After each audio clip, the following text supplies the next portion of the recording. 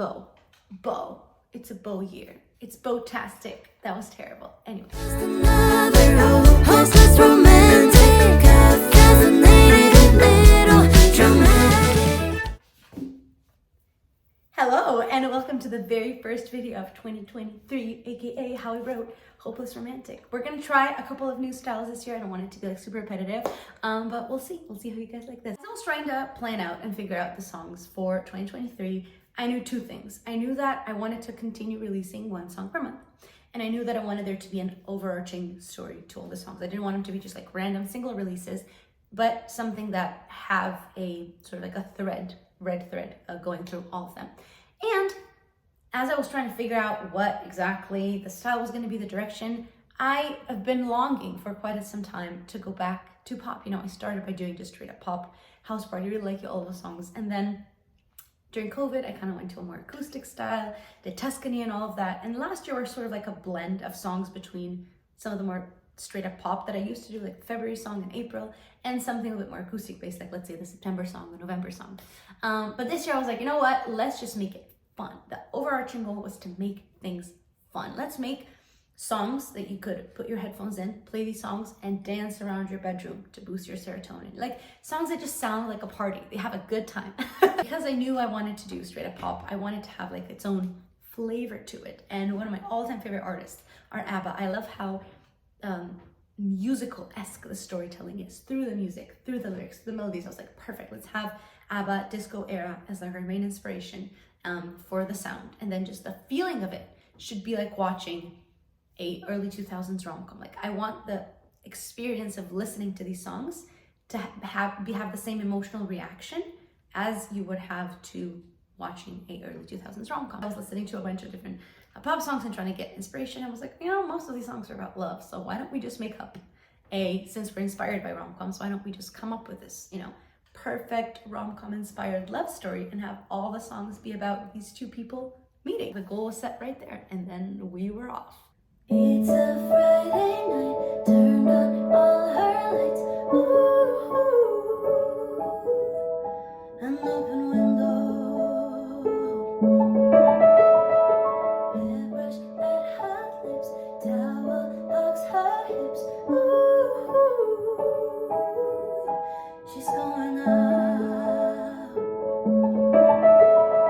100% inspired by Chiquitita, Dancing Queen, ABBA. When I was thinking about just the storyline for this year, and if we were gonna do this like hyper romanticized perfect love story, I felt like there needed to be some sort of a character introduction, almost like if you're watching a musical, you want to know this person that you will be then following for the rest of the story, for the rest of the year, and the songs.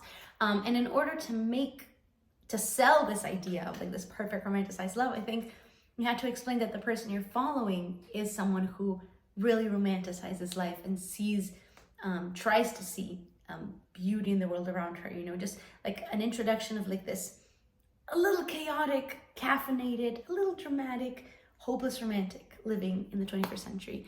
Is it autobiographical? I mean, at least a little bit, especially the second verse.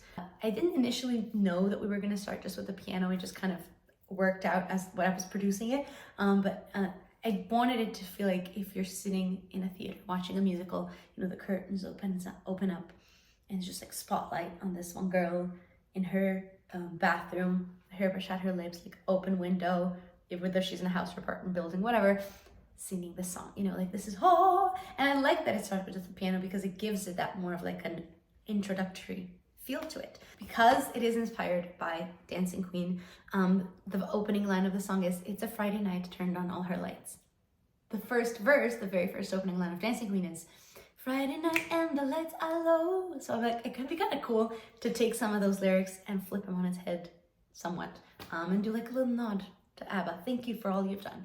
Pre-chorus. Slips on her dress, stumbles toward the shower, lives for what feels like an hour, and turns up the show. As I was writing this part, this is the first time that I was like, oh, our songs should have that like romantic comedy of the early 2000s vibe. And this idea of her, you know, trying to put on a dress, tripping over, and then almost falling into her shower, really played into this almost a character trope of like the hopeless, romantic, chaotic character that we so often see as the main character in early rom-coms. Like think Anne Hathaway in The Princess Diaries or Jennifer Garner in 13 Going on 30. So I wanted to channel some of that, you know, awkward self-awareness. Like, she's just kind of a mess and it's kind of fun.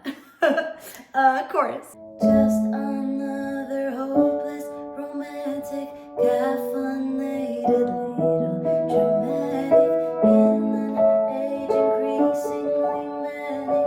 She's just on the hunt for some magic. Look at her go. You'd never know that she's just another hopeless, romantic, caffeinated little dramatic. The chorus, you know, the concise way of saying who this person is, definitely pulled from my own life. You know, caffeinated, I love coffee, drink it all the time, makes me like super chaotic and insane, a little dramatic.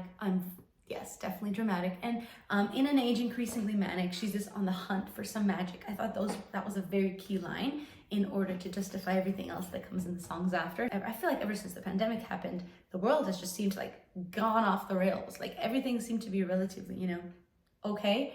And then COVID happened, and then just like we reached a new level of insanity, and insane things just keep happening.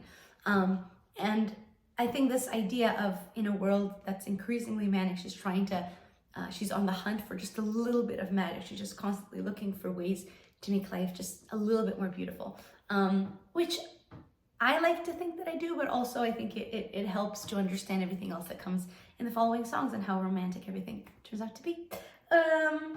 Verse 2. Text from all her friends, 'cause she's late again. Ooh, she'd rather stay home. Yeah.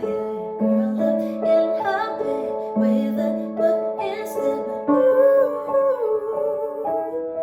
life's outside her front door.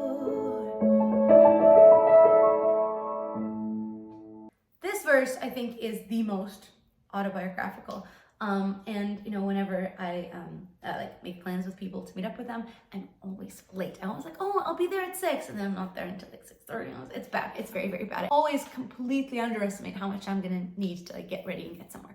And then the other part of this is, you know, she would rather stay home, curled up in her bed with a book instead, but life is happening outside her front door, and that's also something that I relate to deeply. You know, I don't mind being alone. I like it. It's fun. I enjoy having that like calmness and staying at home, or just like, you know, in my neighborhood, walking around.